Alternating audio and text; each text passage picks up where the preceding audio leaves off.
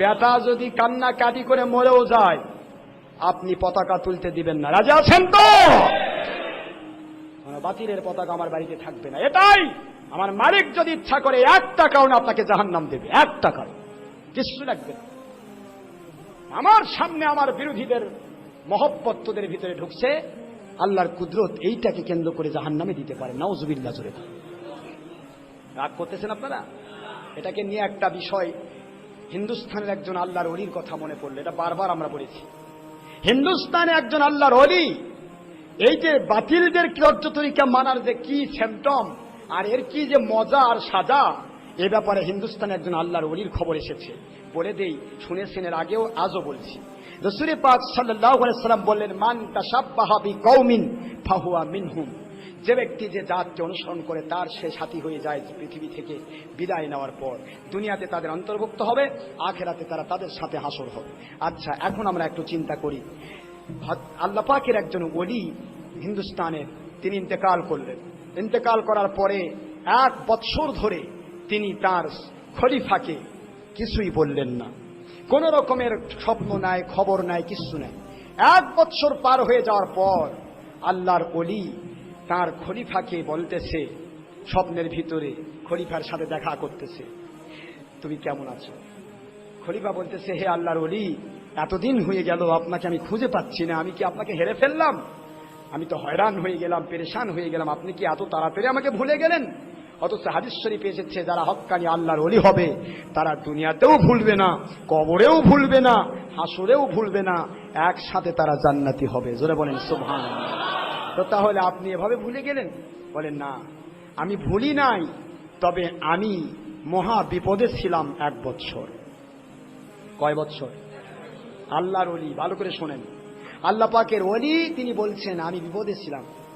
আয় আল্লাহর ওলি কেমনে বিপদে ছিলেন, কিভাবে বিপদে ছিলেন দয়া করে বলুন। আল্লাহর ওলি বলেন, আমি যখন ইন্তেকাল করলাম, আমাকে যখন কবরের ভিতরে রাখা হলো, কবরের ভিতর রাখিয়া আমাকে যখন দাফন দিয়ে দেওয়া হলো, মুনকার নকির প্রশ্ন করার আগে আমার আল্লাহর কুদরতে আওয়াজ হয়, রা মুনকার নকির, এই মানুষটির কবরে আসার কথা তো ছিল না, এর কবরে বাদ দিয়া হিন্দুদের শ্মশানে গিয়ে তো একে থাকার কথা ছিল, একে কবরে নিয়ে আসলো কে? জোরে করুন সুবহানাল্লাহ। মনের ভিতরে ব্যথা নিয়া অন্তরের অন্তঃস্থল থেকে কান্না শুরু করে দিলাম, ও দরদি আল্লাহ, কি এমন অপরাধ করলাম, জীবনে প্রতিটা মুহূর্ত আপনার হুকুম মোতাবেক চলেছি, আপনার কথা মোতাবেক চলেছি, আপনার নবীর প্রেম করে জিন্দেগি কাটিয়ে দিয়েছি। দরদি আল্লাহ, কোথায় ভুল হয়ে গেল মেহেরবানি করে জানিয়ে দেন। আমার আল্লাহ পাক, হতে পারে ভুল, আমি তো গুনাহগার, আপনি তো মালিক খালিক রব, দয়া করে মেহেরবানি করে জানিয়ে দিন, কেন আমাকে শ্মশানে যাওয়ার কথা ছিল, কবরে আসার যোগ্যতাও আমার ছিল না।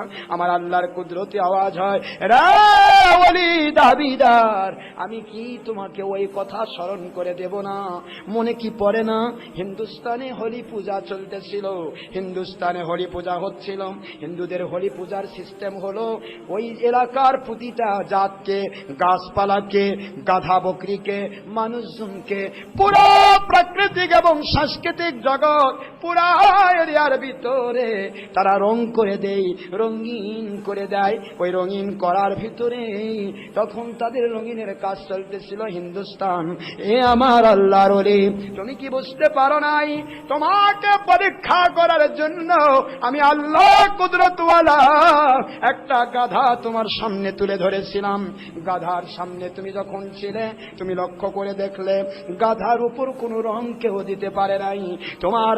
তোমার মুখের ভিতরে তখন পান ছিল, পানের পিক গাধার উপর ফিক দিলে, রে গাধা, আজকে এই হিন্দুস্তানে হোলি পূজা চলতেছে, তোমার সারা জগৎকে রং করে দেওয়া হয়েছে, পুরা এরিয়া রঙিন বানিয়ে দেওয়া হয়েছে। তুমি গাধা, তোমাকে কেউ রং করে দেয় নাই, তোমাকে কেউ রঙিন বানিয়ে দেয় নাই, আমার মুখের পানের পিক দেয়া তোমাকে রঙিন বানিয়ে দিলাম। নাউজুবিল্লাহ। এ আমার অলি দাবিদার, বুঝতে কি পারো নাই? ওই মুহূর্তে তুমি কি ওদের হোলি পূজার সাথে এক হয়ে যাও নাই? নাউজুবিল্লাহ বলেন। তুমি কি পড়ো নাই? আমার আল্লাহর হাবিব বলেছেন, মান তাশাবাহা বিকওমিন ফাহুয়া মিনহুম। দুনিয়াতে যে জাতের অনুসরণ যে করবে সেই জাতির সাথে তার হাসর হবে। তুমি কি বুঝতে পারো নাই? আজকে হরি পূজার সাথে সম্পৃক্ত হওয়ার কারণে আজকে তোমাকে আমি ওই শ্মশানের জন্য কবুল করেছি। আজকে এখানে তুমি যোগ্যতা রাখো না থাকার। জোরে বলুন নাউজুবিল্লাহ। আল্লাহর ওলি বলেন, আর তাকাতে পারলাম না, আমার মালিকের দিকে তাকাতে পারলাম না। আমার মনের ভিতরে ব্যথা, অন্তরের ব্যথা নিয়া মালিকের কাছে চক্ষু দিয়া আমার আল্লাহর কাছে কাঁদতে লাগলাম। কাঁদতে কাঁদতে কখন যে 1 বছর পার হয়ে গেছে আমি জানি না, বুঝি না। 1 বছর পরে রে আমার ওলি বান্দা, একটি কারণেই আমি আল্লাহ ইচ্ছা করলে জাহান্নাম দিতে পারি, দিলাম না।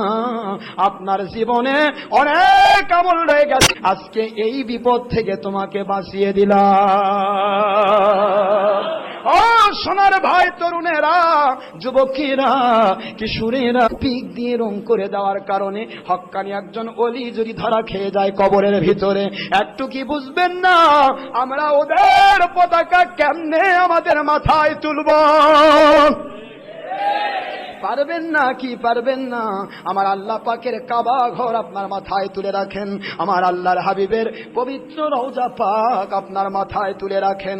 বুখারী শরীফের হাদিসে এসেছে, রওজা পাক এবং কাবা ঘরের দিকে যারা তাকালো তাকে সম্মান দিয়ে উপরে রাখলো, প্রতিটা মুহূর্ত তাদের উপর বৃষ্টি করে রহমত নাজিল হয়।